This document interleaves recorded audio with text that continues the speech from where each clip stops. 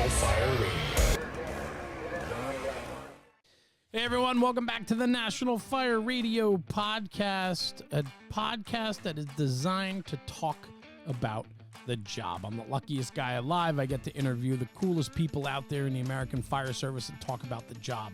Everything from guys riding backwards, officers, chiefs, up through companies, people, manufacturers, products, organizations, you name it. We're trying to capture the stories to promote the job and make the job better. So if you're returning and you're a regular listener, thank you. If you're new to the podcast, check it out and let us know what you think. Podcast at nationalfireradio.com is where you can find us. Send us an email. Let us know what you think about the show, people that you think might be a good guest, or anything else that you want to talk about. Send it over to podcast at nationalfireradio.com. We'd love to hear from you.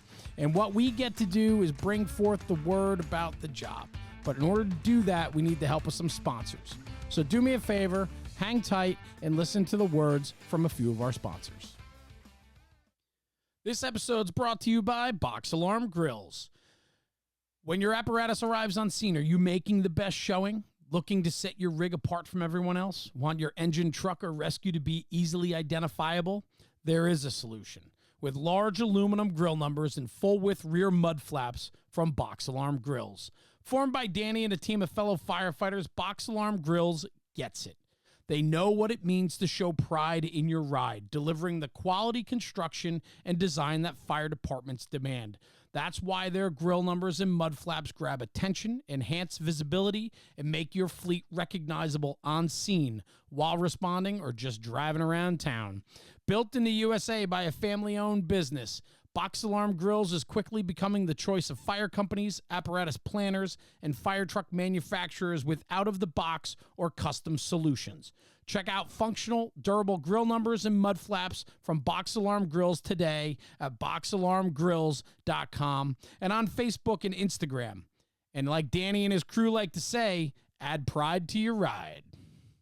Taylor's Tins. Taylor and his team have been manufacturing aluminum helmet fronts since 2017 with over 200,000 shields in the market. Taylor's Tins is a leader in the American Fire Service helmet front space. Not only do they manufacture helmet fronts, but they do so much more. Locker tags, key chains, CO monitor charts, medical kit charts, pump charts, banquet awards, you name it, they do it. Go over to taylorstins.com and check out what they can offer you today. They've become a longtime sponsor and good friend of the National Fire Radio podcast, and because of that, they offer a promo code at checkout. So when you go to taylorstins.com, enter NFR Sent Me, that is NFR Sent Me, and you'll get 15% off your checked out order. It works on all stock items from taylorstins.com, including quick tins, license plates, locker tags, and much, much more. Exclusions do apply. This is a company that prides themselves on quality and customer service.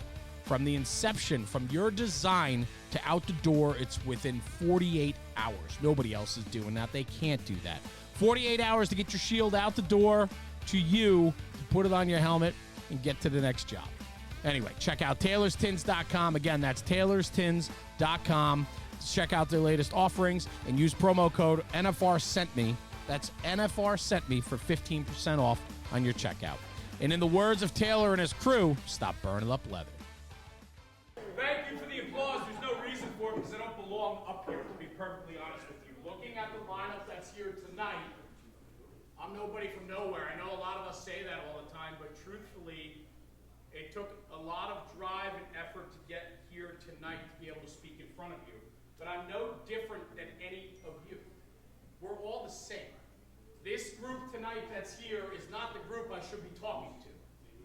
You guys don't need to hear what I have to say because you guys get it, because you're here. You're taking a weekend away, you're going out of pocket, and you're here because you want to be here. And so for Rusty to ask me to be here tonight to speak, it's an absolute honor.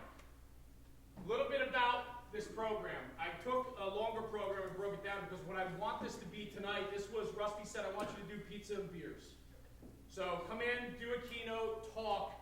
We're going to do it over pizza and beer, a little bit more of an informal setting, and really set the tone for the weekend, which puts a lot of pressure on what I do because I got to make sure that I energize you enough tonight to go into tomorrow. go into later tonight with the brotherhood and the sisterhood, and then go into tomorrow and Sunday and crush this weekend.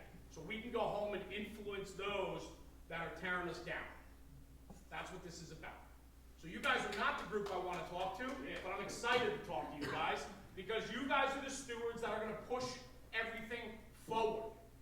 I'm so tired of status quo. I'm tired of spinning my wheels, and that is exactly why I started National Fire Radio 5 years ago, and I'm going to go into that in a second. So the program that I do is called Bridging the Gap, Preserving Tradition and Culture, One Generation at a Time. What it's about is focusing on communication skills between the young and the old. How do we, there has been a big divide, a big disconnect within this job, and we're going to talk about that. But it works, and we need to be able to get back on track to make it work. I look around this room, and there's young and old in here tonight, so it's not dead. And the disconnect is there only when we allow the disconnect to be there. So let's move forward tonight. So what I did was I took a longer presentation, I cut down a bunch of slides. There's only 175 slides in this one. And thanks for laughing. Because I do talk a lot, so if it gets long-winded, just tell me to shut up, all right? We'll move forward. Anyway, this slide right here is super important to me. This is my old man, Tom Donch. He's my idol. He's my hero, 82 years old in the volunteer fire service. I don't even know how many years he has in now. He is everything to me. 82 years old, he still comes out at 3 o'clock in the morning to answer the bell. Yeah.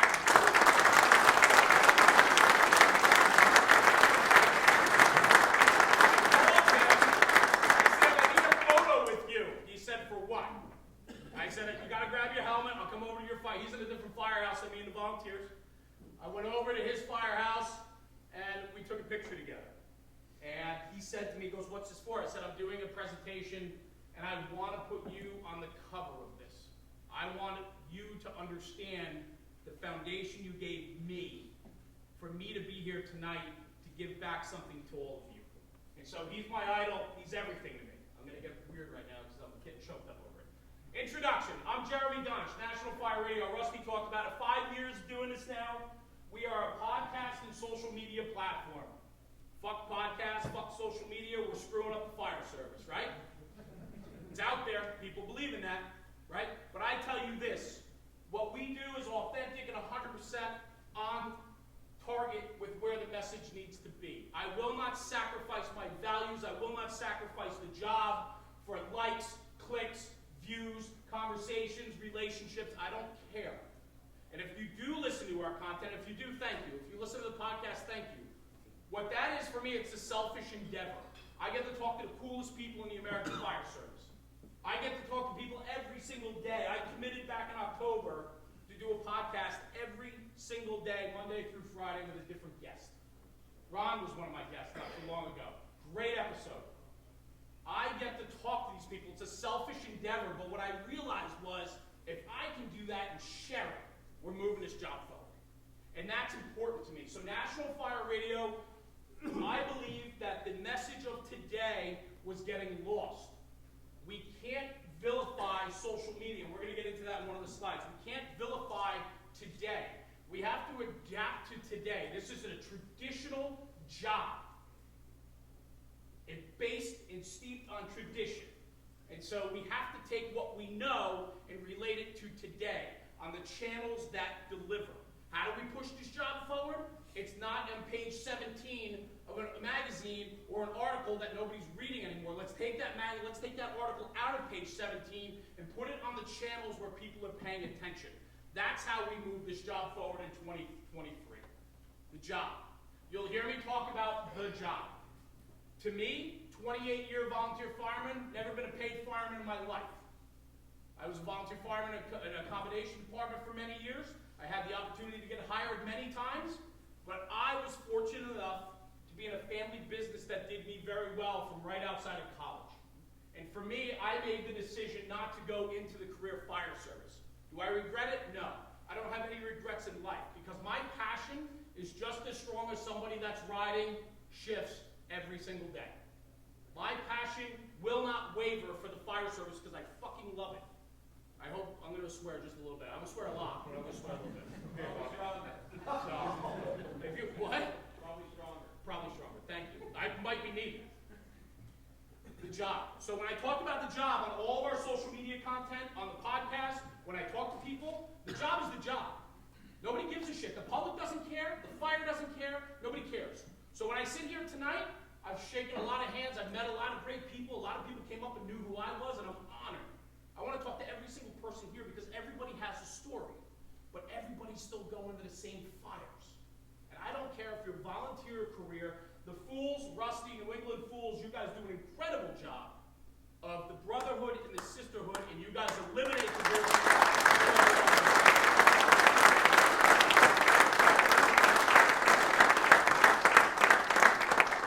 everything I talk about tonight, I'm guilty of. I suck.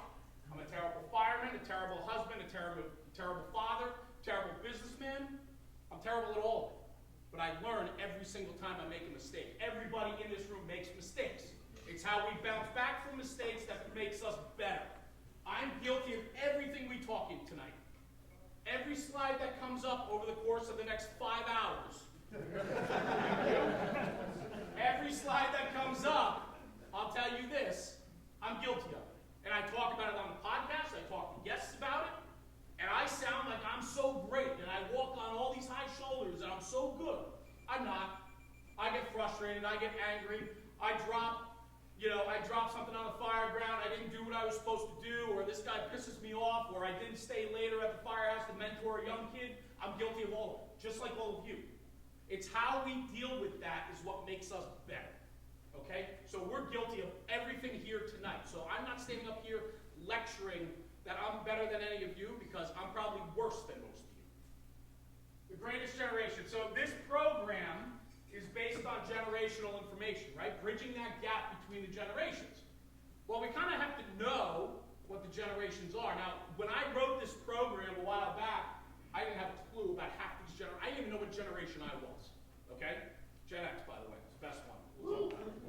The Greatest Generation, ages 99 to 122, 1901 to 1925. They were born and dealt with the Great Depression. They were our soldiers in World War II, and they were frugal because of the outside influences, right? So think about that. We call it the Greatest Generation. They had a lot of struggle and strife throughout.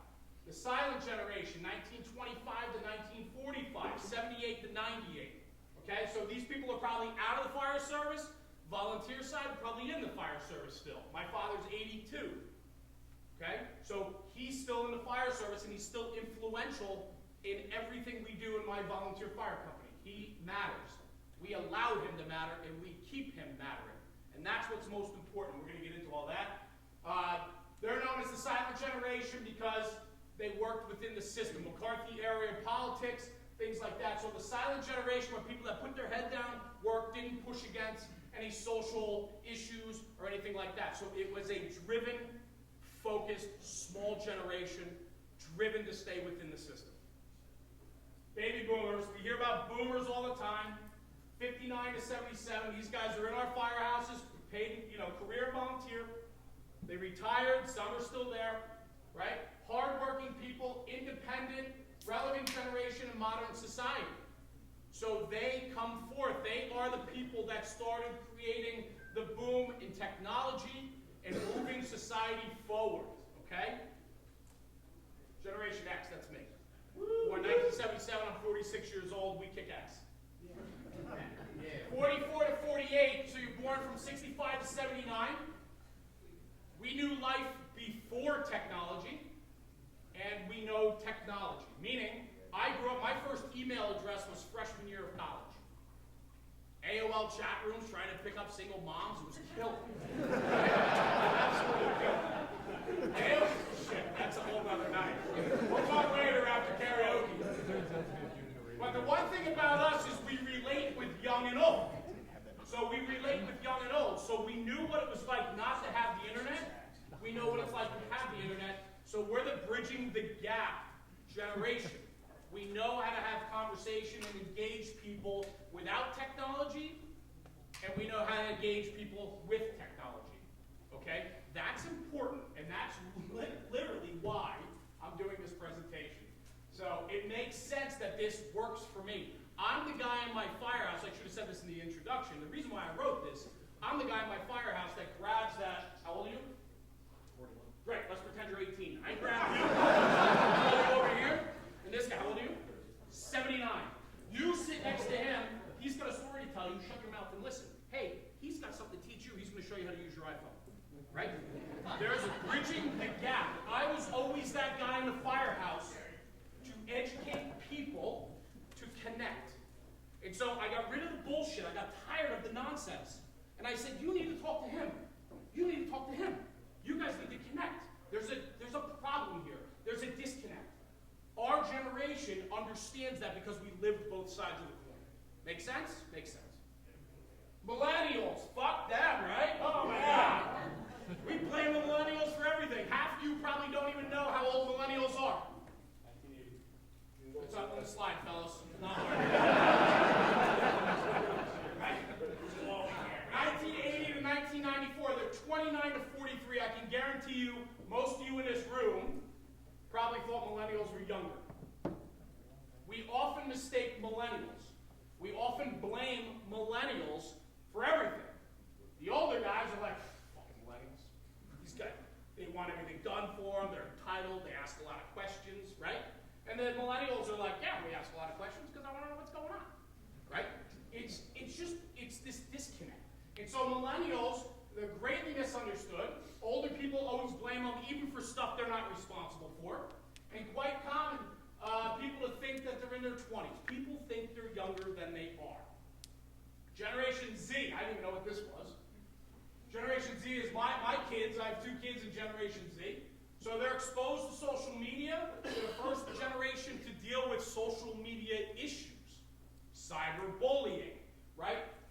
And other internet-related issues. They're the first generation to deal with school violence, school shootings, right? Large social issues like climate control.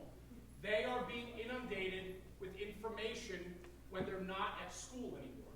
This generation understands how to bring in information outside of what I used to know as channels of delivery. And then we have Gen Alpha. 13 to 25, they're 0 to 10. And this is the first generation to be born to parents who grew up with the internet, cell phones, tablets, and social media. These are the kids that are out at dinner with their parents with an iPad up their ass while their parents are laughing it up having a glass of Cabernet, right? Because we want to keep them quiet because that's what they know. We can't fault them for that if they don't know any different. And we're going to run into that, and we're going to talk about that a little bit. We're going to break that down, okay? They are also inclined to be the most racially diverse and most technologically advanced in that, okay? They know so much more than we do. When I was 4 years old, when I was 6 years old, when I was 10 years old, I didn't know half the shit these kids know. Because everything is at their fingertips today. So the whole shit, sorry. So the point of that was like the big reveal. I was supposed to lead up to that. So the point of that is, right? Every generation is different. Every generation has a different foundation from when they come from. And so you have to understand that if that's the case, and we start to unpack this conversation, we can start to understand why 79-year-old Frank and 18-year-old Billy Joe don't really get along well. They don't know how to communicate. They don't know how to talk. And so we need to bridge that gap. Generation firefighter. Take all that generational stuff I talked about, put it in your back pocket for now, we'll start breaking it down later. Age doesn't matter, but understanding and mutual respect does. Career or volunteer, the job. It doesn't matter how old the kid is riding backwards. It doesn't matter how old the officer is in the front right seat. It doesn't matter how old your deputy battalion or chief of department is. It doesn't matter because we all do the same job when called upon to do the same job. So throw all that shit out of the way. We're Generation Firefighter. That's what we are. We hold each other to the same respect. Every person in this room, male, female, black, white, Jewish, Catholic, I don't care who you are, what you are, if we're going to a fire, I expect the very same out of you guys that you would expect out of me. So I don't give a shit if you're a millennial, if you're a baby boomer, you're a Gen Z, I don't care. Pull your weight and do your job. This is what's the most important part about the conversation tonight. And so we need to find ways to get away from the bullshit and put it back to the fire truck where we're generation firefighter. Okay?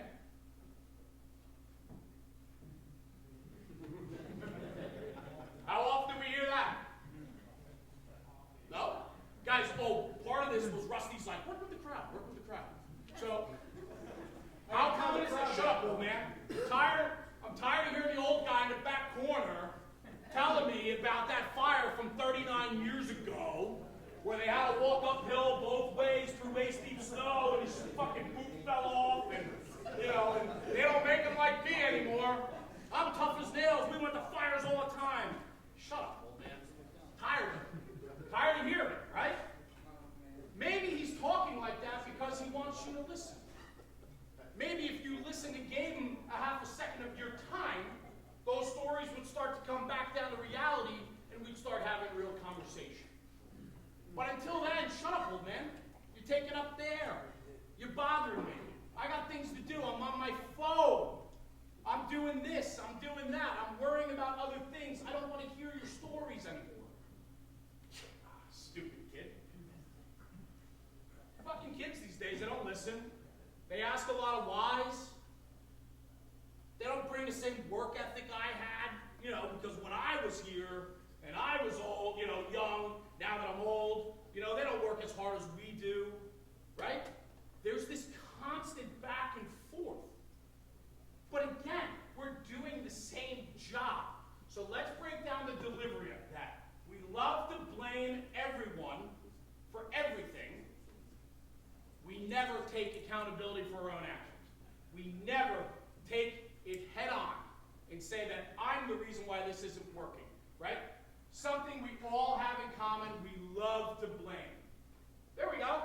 Let's open the conversation that way between young and old. Frank, 79 years old. You blaming me? Probably. Billy Joe, 18. You blaming me? Of course you are. Because it's not your fault. It's not your fault. We blame something else. So something we all have in common, we blame. That's fact. I do it. Like I said, I opened this show. Guilty. I'm guilty of all of it. I blame my kids all the time. I blame my kids at home when I don't listen. I blame my kids when my daughter says, Dad, can you give me a ride? I go, where are you going? She's like, I'm going over to my friend's house. And I said, were you going to ask? She's like, I asked you earlier. We don't listen. So we blame. It's not my fault. I listened. I just, you didn't tell me. No, I told you. So it's my fault. Blame me. So outside of blaming me, that's the next slide, blame the cell phone. It's easy. Because we all carry it. So let's break that down. Cell phone is the devil. Cell phone's the worst thing that ever happened at this job. Who believes that? Anyone? I know you're not going to raise your hand. It's kind of a rhetorical question. But there's so many people that used to vilify. I think it's less than we used to. But we vilify the cell phone. Let's blame the cell phone. We have a disconnect in the firehouse. We're not communicating. Let's blame the phone. Those fucking kids are on their phones all the time. Well, that's funny because the senior guy was in the back parking lot on his, talking about his B job, talking about his third ex-wife, talking about this, talking about that. We're all on our phones. The phone is not an issue. What we have to do is harness the phone. We have to take the power of the phone and bring it back in and make it work for us. Okay? We can take the easy way out and blame it. Let's blame the phone. It's the phone's fault. Or we can say the phone's here to stay because, guys, technology's not ever going to go backwards. It's never going to go backwards. Everything always moves forward. Maybe slow or very fast. But the way technology is streaming right now and the way it's growing, everything's trending a lot faster.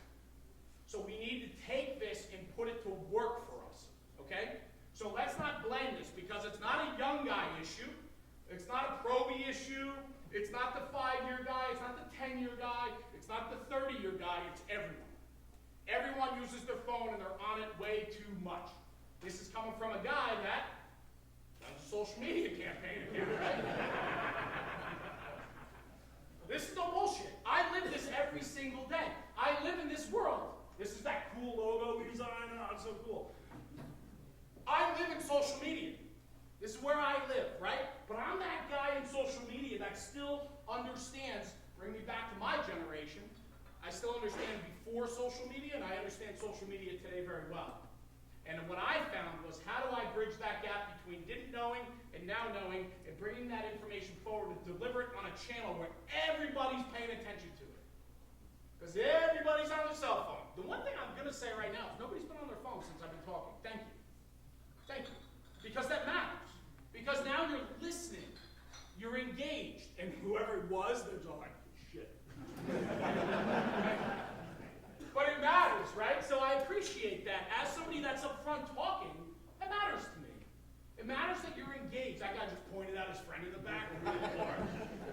It matters to me because I'm up here trying to get the message out and firing you guys up, and you're paying attention and giving me that courtesy, and I truly am grateful for that. But it matters. But it goes to show that everybody's on their phone and everybody uses their phone. Where do we digest the most information? On our phones.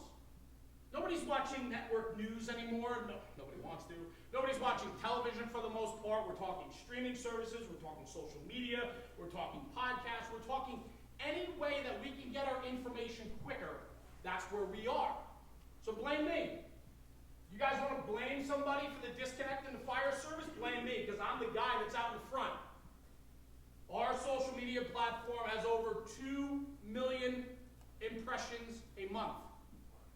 Our podcast is doing 100,000 downloads a month. We are the #1 content distributor in the American Fire Service on social media. I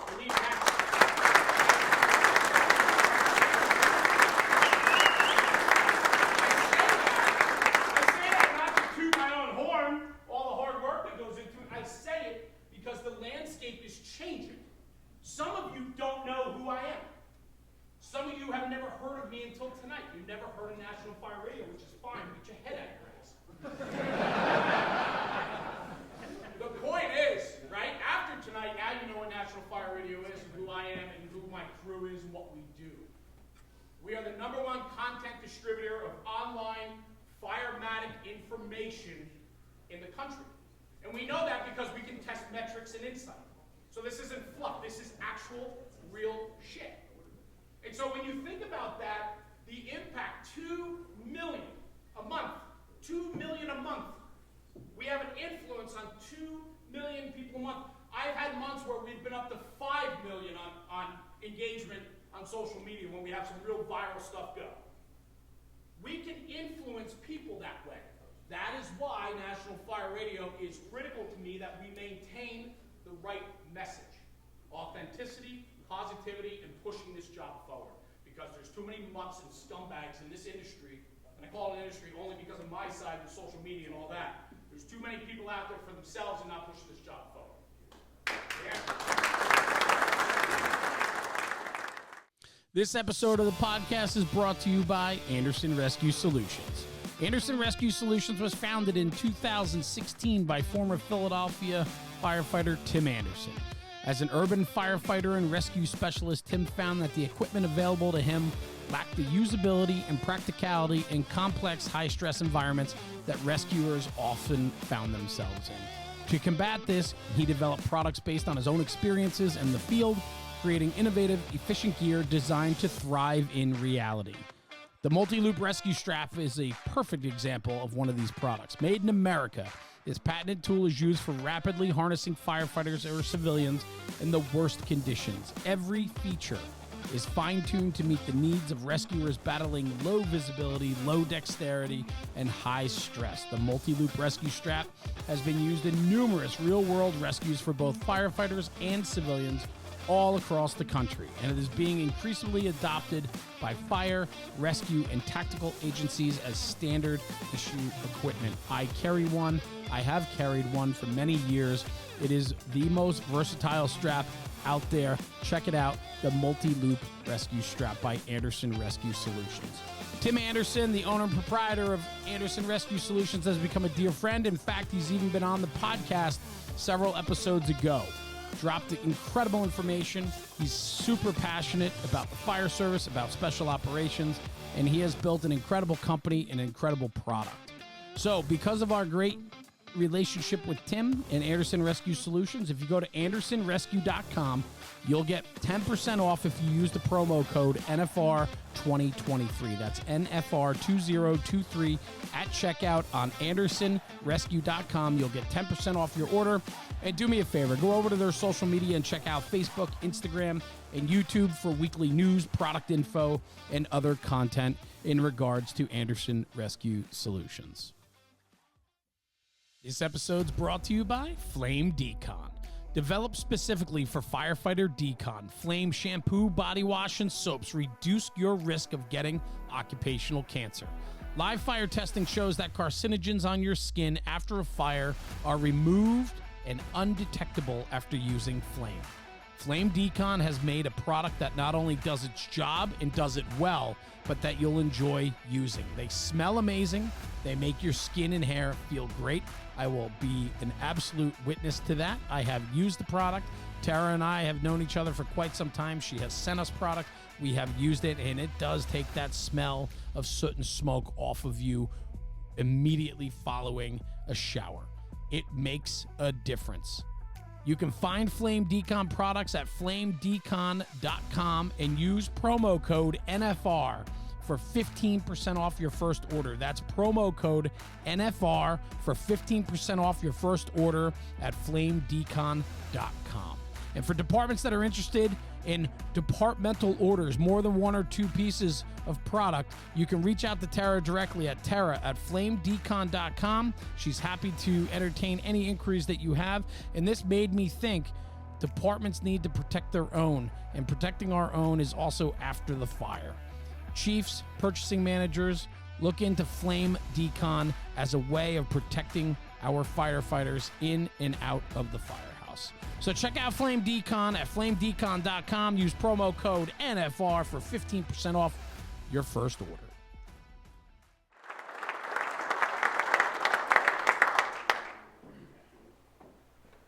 Disconnect. I've been saying it. You got a lot of disconnect. Just a couple key words: foundation, morals, ethics, values, communication, lack of understanding, respect, patience, and the environment. These are things that cause some of the disconnect within. So I'm just going to do one slide on each. We're going to blow through these because it's not school. I want you to enjoy this. I talk about foundation a lot. If you listen to my podcast, every single guest I talk to, I ask them about their upbringing, where they came from, who they are, what's their foundation. Because for me to be a storyteller, right, as much as I do interviews, I'm narrating a story. I'm trying to bring information out of our guests on the podcast to really learn their story, which I think brings tremendous value to all of you sitting here. So that selfish endeavor of mine with that podcast, it's really built on sharing that information. I get my enjoyment out of meeting new friends, right? There's a bunch of people in this room that I've talked to on the podcast. I get selfishly to get that information, but I also now have a platform to share it on, right? And so, solid versus shaky, brick by brick, block by block, right? It matters. I'm just reading my own notes here. We all come from different foundations. So outside the firehouse has its own foundation. So career volunteer, that firehouse is built and steeped on the foundation for which it was. The blocks and bricks that were put there by the people that have been there and riding those trucks before you showed up. So there's a foundation there, but you also bring your own foundation. Your upbringing. Grew up in a broken home, terrible parents, left alone a lot, had to fend for myself. Grew up in a really rich home, vacationed every month to the Alps of Switzerland. Like, we all have our own foundation. Those foundations shape who we are. And so when we walk in the door at our firehouse, our fire company, we bring that with us. And now we have to mesh that with the guy that's sitting across the street. Listen, I lived a very upper middle class life. I'm not going to deny that. I've been given a lot of things in life, a lot of opportunity. My parents took care of my college. I was fortunate enough to go to a 4-year college, and they paid for it. I'm very lucky, and I recognize that. I know there's people that don't ever have a possibility to have that option. And I recognize that, and I respect them for that. And that's part of the conversation. We all come from different backgrounds, but we have to mesh them to be good. We have to mesh them to create a strong foundation to continue on the foundation of the firehouse, the fire company and department that we now elected to be a part of. Morals, ethics, and values. Looking around this room, a lot of questions. The whole point of this, right, is we all have our own sets of morals, ethics, and values. And I go into all these fancy but my values might be a little different than yours. If I'm an 80-year-old man from a different generation, right? My father's 82, the silent generation.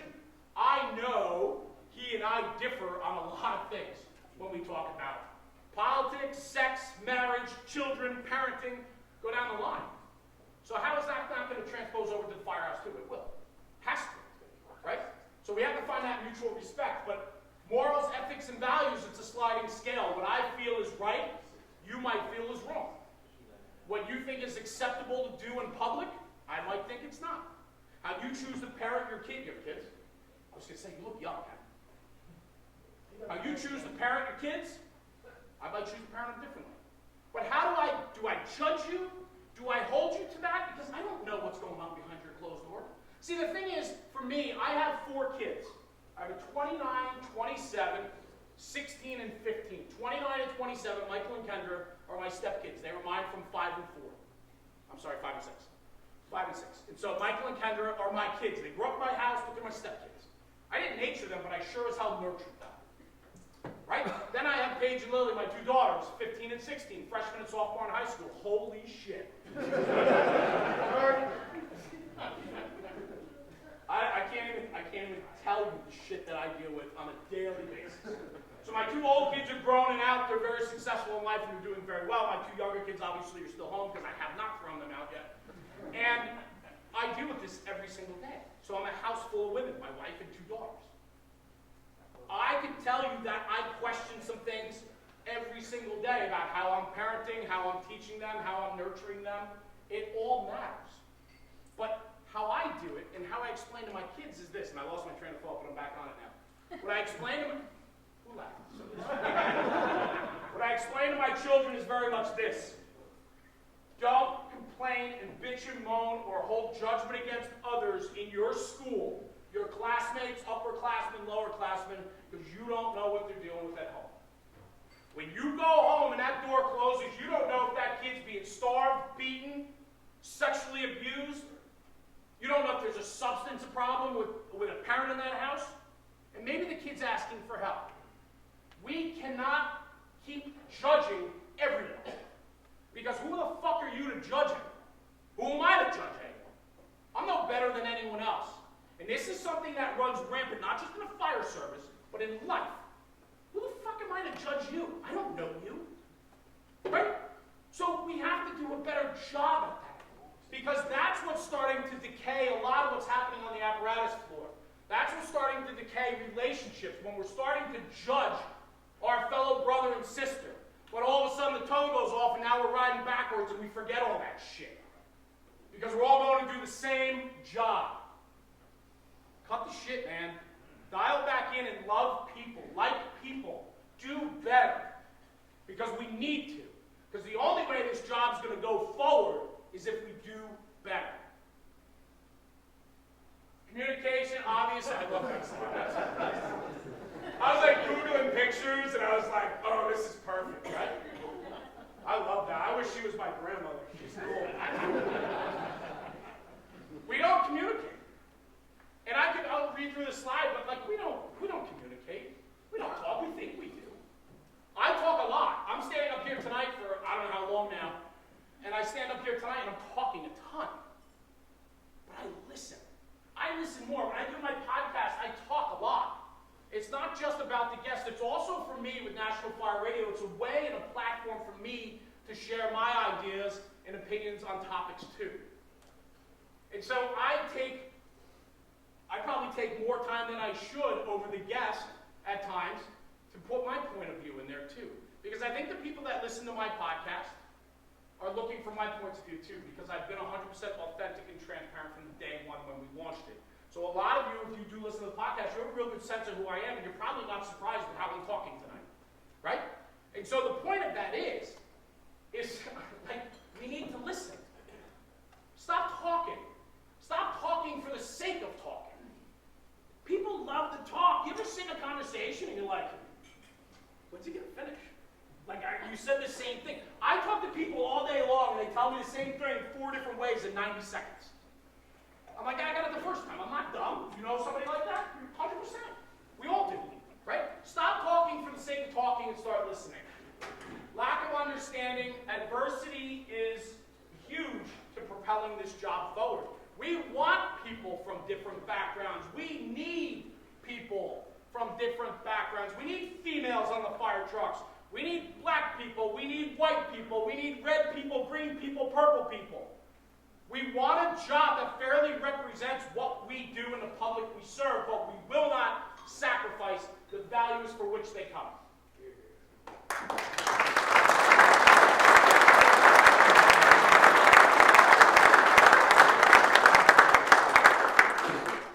I love this one. With maturity comes clarity. I was such a douchebag when I was a young fireman. Shocking, right? I had an ego. Every fire ground I went on, my fucking ego was 20 feet ahead of me when I was walking up the driveway or walking up the street. That's who I was. And I've always been that way, to have, I don't know, an ego about me. However, in the early years, it was all ego and bravado, and it was bullshit. Because my ego would be in front of me, and then I would fall down. And I couldn't make that ego live up to my actual actions. I suck. So it's bravado, it's bullshit. It's smoke and mirrors, right? And over time, I've come to understand the person that I want to be. Over time, I've come to understand the type of firefighter I want to be. Selfishly, over the last 5 years with National Fire Radio, I have gotten to hang out with the coolest people in the world. Some of the biggest movers and shakers in the American Fire Service are in my phone, and I talk to them regularly. I text them, I call them, I have conversations with them. They trust me. I'm in inner circles that 5 years ago, I would have told you to blow it out your ass. It would never happen. I have that ability now, right? It's because I'll talk like this. I'm real. I'm not full of shit anymore. I used to be. When I was young fireman, I was full of shit, guys. I was a good fireman, but I was full of shit. My ego got in the way. I tripped up a lot. And when I grew up and I started to mature, I started to really understand what it meant to be a fireman, to be on this job, career volunteer, on this job, and go to fires and provide the best possible service and outcome for the people we serve. That matters. And it took me quite a long time to really dial down and understand that. And I'm very proud of where I am today, 28 years in the fire service. I'm very proud of where I am today versus even 10 years ago. You guys can do it. Like, you have the ability tonight to go home from here and really have a conversation with yourself in the car and be like, I'm full of shit. And I hope one of you has that conversation, because I can guarantee you there's more than one bullshit artist in this room. Okay? That guy just held his hand up. I don't know if you were talking about that. You understand what I'm saying? This room is like-minded. You're here this weekend because you want to be better. You're pushing yourself to be better. That matters. And so it speaks to your character. It speaks to who you are. And I get that. And I love it. But I'm here too, and I had to learn that lesson also. Okay? So, lack of understanding and respect. Respect part, if we don't understand where Frank came from, how can I respect him? It's hard, right? I want to learn his story. I want to know who he is. I want to know what makes him tick, because it's important to me. Because if I understand what he's been dealing with, right to a level, I mean, I'm not saying dive in on people's personal lives and, tell me everything going on in your life, but we need to be dialed into our people. If you're riding backwards with a guy, you better know at least his wife and his kids' names. You better know how old their kids are.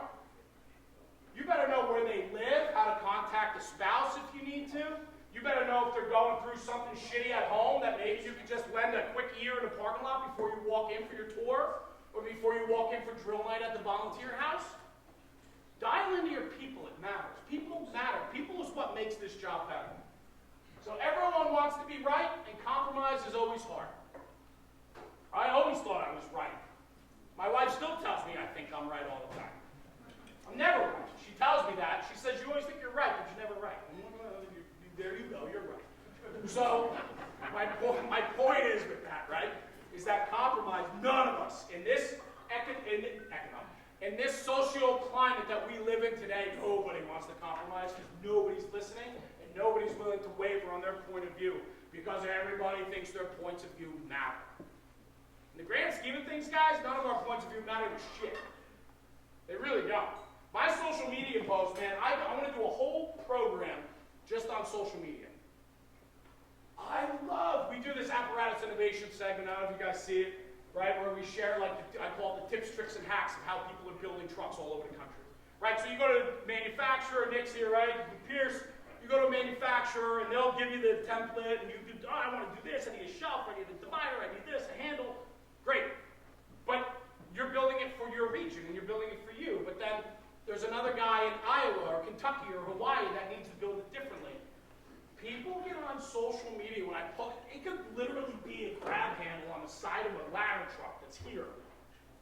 And there will be 974 comments about how shitty that is. It's crazy. Because if you think about it, somebody's taking time out of their day to leave a negative comment on a social media post. I feel sorry for those people. I do. I truly do. I used to get fired up, man. If you look at the early days of National Fire Radio content, I used to go back at people and try to shove up their ass. Be like, how do you know? You're an asshole, blah, blah, blah. Like, and then I come to realize, like, no, man, I'm approaching this all wrong. These people are losers. These people are pathetic. These people don't have anything better to do when they live in their mom's basement, scrolling National Fire Radio, and they're gonna bitch about a fucking handrail on the rear of a ladder truck.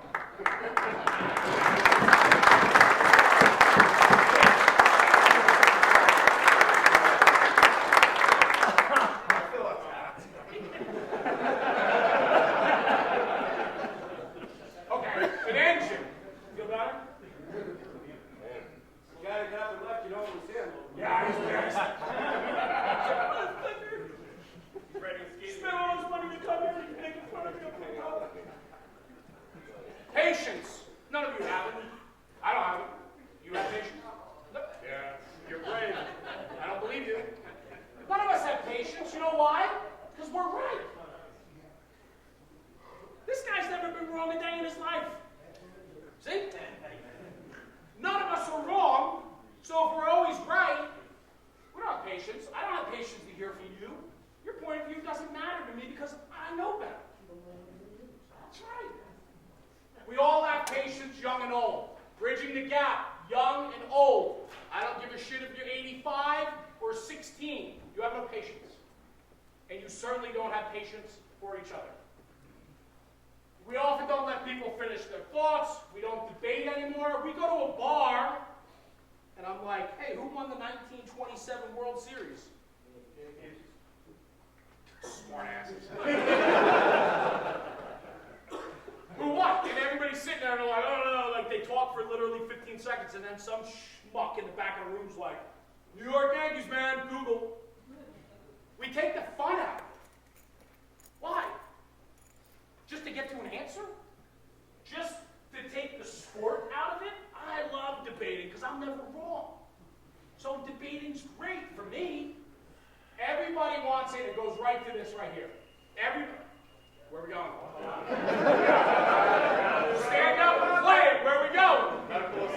Difficulty breathing out of the chairs.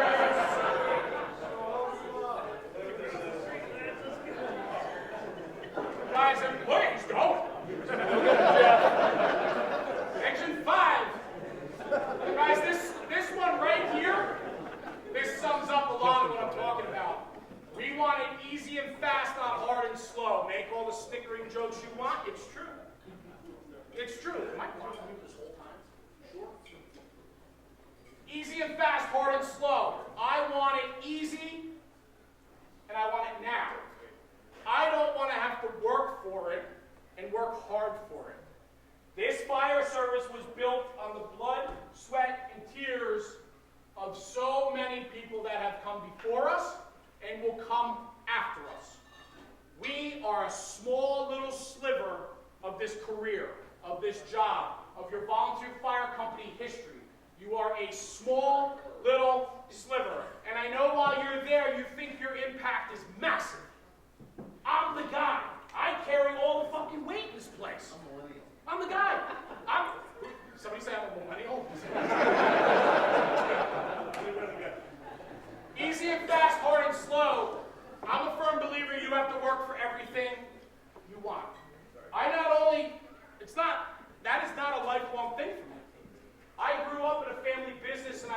value of building a family business, but I can promise you this, when I came out of college, I went into an outside sales position. American Express card, free car, go see clients, entertain them, and build business. But 22 years old? I'm like, okay, no problem. I was the shittiest salesman in the world. My expense account was out of control, I brought in no sales, and I was fucking Tommy Boy. And my father's name was Tom. So I literally was Tommy Boy. Right? Big Tom Callahan was a stud. I already met Dan. Remember this? I gotta put those slides in here for that. Big Tom Callahan was a stud, and then he dropped dead of a heart attack because he was a massive man. Right? And then Tommy Boy had to go on the road. If you guys don't know this because you're not my generation, Tommy Boy is literally one of the top 5 movies ever created in the world. He has to go on the road. He has to go on the road and sell to keep the family business and the community business alive. They employed the whole town. And this guy was a shit show. That was me. I was a shit show, man.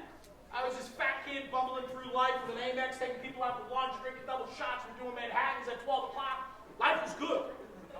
Then I realized when 2008 hit, and the economy dropped out, my father calls me in his office and says, hey, fatty, you want a job? I said, yeah. He's like, well, then you're coming in and you're learning the business. Took the car away, took the Amex away, and what he did for me that very day, because we had a family business and we had to let 4 people go. That crushed us as a company. And for me, all of a sudden it became real and I had to wake up. And I had to pull my head out of my ass and learn the family business. And I'm grateful that that opportunity came to me, but not on the cost of what it did for 4 of our employees that have longevity in the company. My father should have fired my ass and threw me to the curb, but he believed in me and kept me in the family business. He should have kept the employees and gotten rid of me. I was a piece of shit. But he kept me because he saw something in me. And what I realized that very day when I went home, I wasn't going to take it for granted anymore. And I dove head first into the family business. And I worked my ass off 12 to 14 hours a day, 6 days a week. And I built something that we were very proud to be able to spin off and sell to a competitor years later. And I gave my father the parachute he needed to retire. And for that, I was so grateful. But it came on the back of people that laid down their careers because fat Jeremy, who was fat and lazy at that time, thought life was grand and it was a joke. Guys, I tell you this, I'm being fully honest with you here. I'm putting it on the table because I want you to understand the importance and the severity of what happens. This is not just happening in my personal life, this is happening in every firehouse. This is happening in every home. Issues matter. Issues are happening. Are we taking accountability? Right? Fast and slow, easy and fast, hard and slow. Hard and slow wins every single time. Fast and easy is exactly that. It's a gimmick. Fast and easy doesn't work. And if you want to watch social media and look at all those great social media stars that make all these millions of dollars, you know how many social media pages in the fire service I saw pop up right after National Fire Radio started getting a little bit of success? There were tons of fire pages to pop up on social media, trying to do what we were doing. You know what none of those people would do? Stand here like I am. Fucking cowards. Easy. They wanted it easy and they wanted it fast. Doesn't happen, guys. Hard and slow. Put in the work. I promise you, in the firehouse, in the fire service, nothing comes easy. Put in the work. The reps, the training. I'm preaching to a group of people that are here tonight on your own time in the middle of this massive blizzard that's coming. That's all I've heard about, right? And you guys are here on your own time, away from your families, your jobs, and everything else, because you're the people I love. I embrace this. You people get it. So go and take my message and push it, because the scumbags and the mutts aren't here. Take it and go share that message. You know who that is? Biff. Biff. Another My Generation movie. Just throwing it out there. Our surroundings influence us. Fire department, fire company, the community. And stop hanging out with losers. Biff was a loser. And in Back to the Future 2, when he had the gambling book and he was rich, he was still a loser.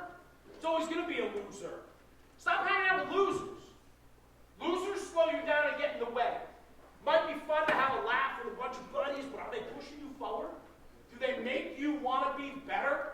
When you hang out at the volunteer firehouse at night, you guys get your feet up, smoke a cigar, we're cool, doors up, you might get a seal alarm, right? Guys, I live that life, so I can say that, right?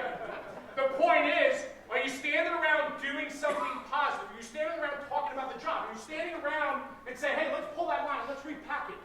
Let's clean a compartment. Let's go over our fast team regulations. Let's go over all this shit. No. I sit there and smoke a big fat cigar that we probably couldn't afford because my car in the parking lot's rusting out. My wife hates me. My girlfriend's pregnant. All this shit, right? I'm serious. I'm dead serious, right? Don't hang out with losers. I just went through something literally within the last year of my life where people around me were so negative. So negative. There was zero positivity in any conversation that came out of it. I finally literally went into my phone and removed myself from that group.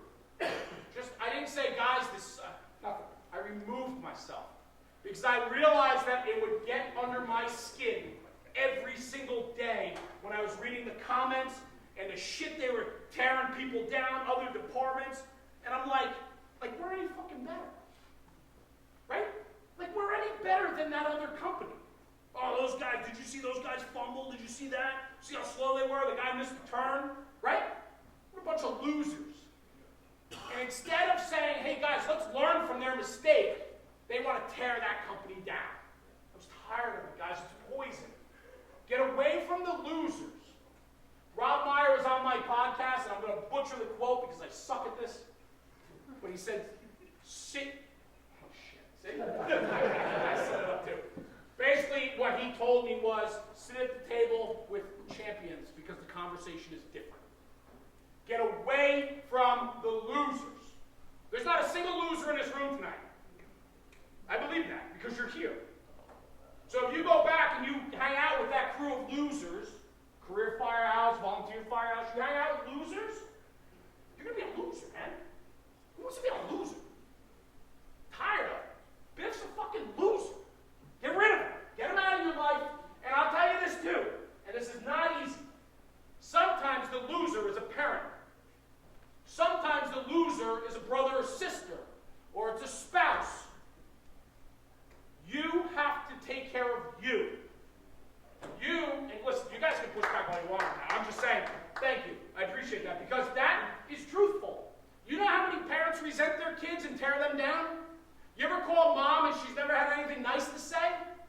And you get off that phone and for the next 2 days you're worried about what mom had to say, and then you got to call her again 2 days later, but you don't want to call her because all she's going to do is tear you down again? I can put you on speakerphone for it. Funniest thing I've heard all night. It's true. It's true, right? Guys, the poison is typically closest. If they tear you down and you don't come away from the interaction and conversations with those people, remove yourself from it. Take a time out. If it's a parent or a loved one, maybe you just need a time out. Refocus. Figure it out. It's okay. Because if you're not good at home, if you're not good in your life, you certainly are not going to be good in the firehouse. Facts. Other words that matter. So I kind of broke down and chopped this whole presentation up, believe it or not. Shit, I've been going an hour already. Other words that matter to me because, guys, believe it or not, words actually matter. Actions matter. So do words. Because we do a lot more talking than we do action. So words do matter. And what I tell you guys tonight matter to me. And I'm not going to say anything up here tonight that I can't back up or believe in. Words matter. Entitlement. Here we go. 8th place trophies for everyone. We get a CPR call. Made a save. 17 guys on the run. Everybody gets a fucking ribbon. Only 3 people were pumping on them. Brought them back, but we're gonna award everybody. My kid's in a relay race in like 3rd grade. Didn't even place because the kid fell down. It's a ribbon. What are we doing? Why are we awarding people things for recognition of a job well done when they didn't even do the job? It's crazy, right? And it's a cycle. We're all guilty of it. I entitle my kids every single day. My kids don't cut my lawn. I cut my lawn growing up. My kids don't cut my grass. My kids barely clean up their frickin' rooms. My wife begs for them to put the laundry in the hamper. Can you at least put your clothes in the hallway hamper? Now, we have and we are guilty. We're all guilty of creating entitlement. We've created it. Poor leadership creates it. Let me talk about that for 1 second. You're a weak leader, you create it. And you are responsible for the entitlement in your company. Why? I'll tell you. If you can't hold people accountable, if you're weak and don't believe in your own skills and abilities, you can't hold this guy responsible for their own actions because you don't have a game to back it up. So what we do is we allow for mediocrity to flourish because we can't address the wrongs as a weak boss. And so now we've created an environment where mediocrity is okay. It's okay to be the weak link. It's okay not to get through that door. It's okay not to mask up that quick. It's okay to fucking trip off the back of the engine when we're stretching. We allow that to be a thing. And so because of that, weak leadership, poor leadership creates entitlement because all of a sudden one day as the boss, you're going to say, hey, Frank, you suck. You're going to be disciplined. You're going to be this. You're going to be that. And Frank's going to look at you and go, what did I do wrong? You've never told me I've done anything wrong. We, as weak leaders and bosses, let shit bubble up because we can't address it. You want to be a leader? Do the hard shit. The easy stuff's the fireground. The hard stuff is the personality, caring about people, and empathy, and all those words that come into what it means to be a true leader. Right? So, Frank is like, what did I do wrong? Why am I being disciplined? Why are you writing me up? Why am I being suspended in the volunteer service? You never told me. And the guy's like, well, you did this, you did this, you did this, and he's piling on the kid. And the kid sits there and goes, well, you've never addressed it with me. You allowed for it to flourish because you're a pitiful boss. Pick up your game. We need leaders. And leaders do the hard shit. Address problems. Address your people. Stand and take charge. And if you're not a hard charger and a leader, get out of the way and let the people that know how to do it, do it. Accountability. I mean, we always play defense. Everybody plays defense, nobody's ever on offense. So it's just defense. Like, we're going to deflect. I'm not taking responsibility for that. It's not my fault. I didn't do it. I did it because that's how I was shown. It's your fault. You told me. We're always on defense. Sucks. I hate that environment. I hate it. Let's get away from it. Integrity, honesty, character. Who are you as a person outside the firehouse? I need a good person. I need people with morals, ethics, and values that matter. I need somebody that's good to their spouse. I need a good father. Or somebody that, if they're struggling, I open this tonight saying I'm a terrible fireman, terrible husband, terrible father. But I work at it every single day. I'm probably being a little hard on myself. But I work on it every single day, but I'm not going to stand in front of you and tell you I'm great at it. Because it's a work in progress. If you're not good at home, and you're not good in your life, your finances, your marriage, your children, fix home. Fix home. Because if you don't fix home, you're not going to be any better on the fire truck. You're not going to be any better in the firehouse because you're distracted. And that's going to lead to problems. And that's going to lead to a terrible career, a bad reputation, and hopefully nothing worse. Fix home. Fix yourself. And then come. Because we need good, solid, and grounded people to do what we do. Expectations, if we don't tell you what the expectation is, I can't hold you responsible for that. If you never know that we stretch to the rear as a second due company, and you don't stretch to the rear, and I'm like, hey man, what the fuck? And you're like, hey man, I didn't know. Set expectations, and then tell your people what the expectations are, right? You're expected to perform this way. We expect you to be like this. This is how we operate. This is where you need to be. All of that. Expectations matter. Weak bosses don't put out expectations. I think I've been talking too long. There's a lot more people on phones. Okay. I'm wrapping up soon, I promise. I sent you a picture on your social media. You're the best guy. Yes. Very well done. I actually left a negative comment. Yes. That's freaking awesome. Listen, what I'm going to say is this, right? Expectations. Put the expectations on the table. Make sure everybody knows what they are, because then you can hold people accountable. Leadership. George Patton, World War II. Everybody knows him, right? Leadership. So many can't lead because they don't know how. We're struggling teaching our leaders of today because we're creating that level of entitlement. We have bosses now that aren't leading anymore. We have bosses in positions that aren't holding people accountable. We have bosses in position that aren't pushing their people forward. How do you expect them to promote, or how do you expect them to be elected in the volunteer house and do a good job when you fell down on them? My favorite thing is this. Everybody bitches about the generation after them, and the generation that bitches about them is the one that created them. You don't like millennials, you fucking raised them. I don't like if I get upset with my kids and my kids' generation, it's because they don't know how to push a lawnmower. It's because I do everything for them, because I'm a sucker. We always want things to be easier for the next generation, and so that's what we do. We don't want our kids to have the same struggles we had. But you know what? 46 years old, I'm here tonight talking in front of a great group of people. I guess I didn't do so bad. So maybe I need to give a little bit more push back to my kids. Think about that.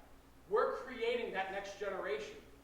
Lay the foundation for which you want them to grow on. That matters. Everybody wants to lead until they actually have to lead, blah, blah, blah. Nostalgia. I love this. I just throw this in because this is fun. Long coats, hip boots, back step. You know what? Every person in here is like, those are the coolest photos. I wish I was a fireman then. You probably don't. We are so soft, me included. We're soft. We're nothing like those guys. Go read Report from Engine Company 82. Go start reading. Talk to Mike Clark.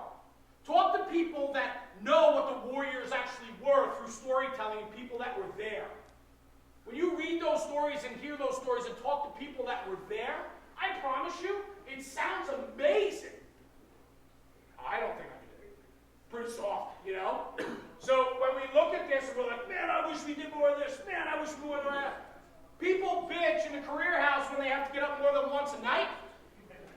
And in the volunteer house, 3 o'clock in the morning, nobody shows up for a frickin' call because it's in the middle of the night. These guys ran 37 runs in a 24-hour tour. They never went back to the firehouse. They wore the same wet clothes for a 14-hour tour. You think you could do that? I don't know, man. Nostalgia. We always build up something before us to look and sound better. These guys are absolute studs. I would love to be half the people they are. I promise you that.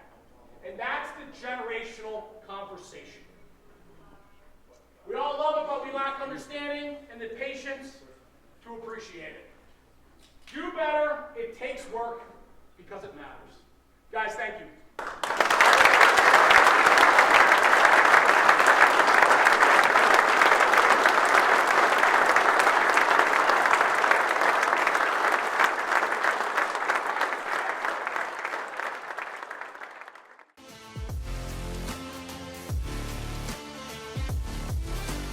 National Fire Radio.